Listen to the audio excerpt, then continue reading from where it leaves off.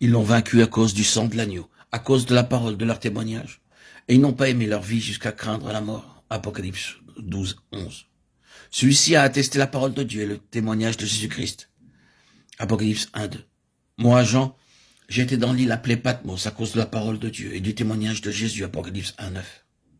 Quand il ouvrit le 5e sceau, je vis sous l'autel les âmes de ceux qui avaient été immolés à cause de la parole de Dieu et à cause du témoignage qu'ils avaient rendu. Apocalypse 6, 9. Et le dragon fut irrité contre la femme, et il s'en alla faire la guerre au reste de sa postérité, à ceux qui gardent les commandements de Dieu et qui retiennent le témoignage de Jésus. Apocalypse 12, 11. Je tombai à ses pieds pour l'adorer, mais il me dit, garde-toi de le faire. Je suis ton compagnon de service et celui de tes frères qui ont le témoignage de Jésus. Adore Dieu, car le témoignage de Jésus est l'esprit de la prophétie. Apocalypse 19, 10. Dans nos précédentes méditations, nous avons vu qu'il y a 3 aspects à considérer en relation avec le vainqueur. L'un est une condition ou un état, l'autre une position, et le troisième un témoignage. La condition ou l'état est celui de la justice, qui est par la foi en Jésus-Christ. La justice, représentée par le sang, la vie et la nature incorruptible du Seigneur Jésus-Christ, qui sont nôtres par la foi. Un état essentiel pour vaincre le méchant, sous toutes ses formes et dans toutes ses œuvres.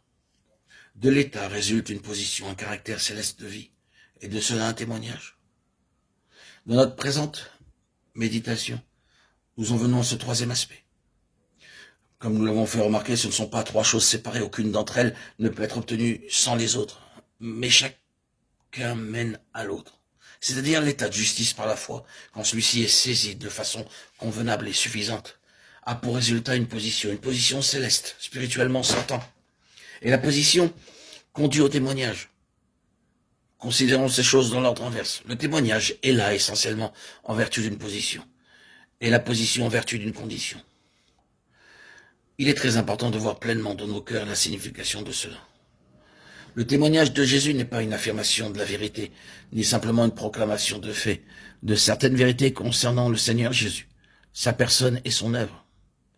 Il peut être exprimé par des mots, il peut contenir ses faits, il peut être quelque chose proclamé verbalement. Mais le témoignage de Jésus n'est pas simplement cela. Ce n'est pas une formule, une confession de foi symbolisée par des mots. Le témoignage de Jésus qui provoque que le grand dragon rouge et l'amène à se déployer sous toutes les formes de son activité comme cela est exposé ici. Le serpent ancien, appelé le diable et Satan, celui qui séduit toute la terre, l'accusateur des frères. Ces titres représentant l'activité multiple du dragon féroce dans tout son antagonisme. Le témoignage de Jésus qui le provoque et l'amène dans cet état et cette attitude dans lequel nous le voyons dans Apocalypse 12, je le répète, n'est pas un témoignage de mots purs et simples. Ce n'est rien de moins que l'incarnation même de tous ces faits de façon vivante et spirituelle, qui s'accompagne d'un effet aussi terrible dans le domaine où Satan tient les rênes. C'est l'efficacité spirituelle des choses qui détermine si nous sommes en présence du véritable témoignage de Jésus, ou s'il s'agit seulement de simples déclarations de la vérité.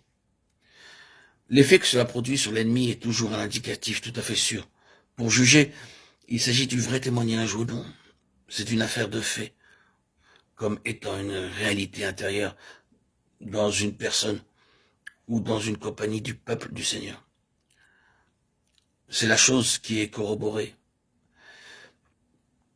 non celle qu'ils prononcent, professent ou proclament, mais celle qui est corroborée par leur existence même. Ils sont cela. C'est le témoignage de Jésus.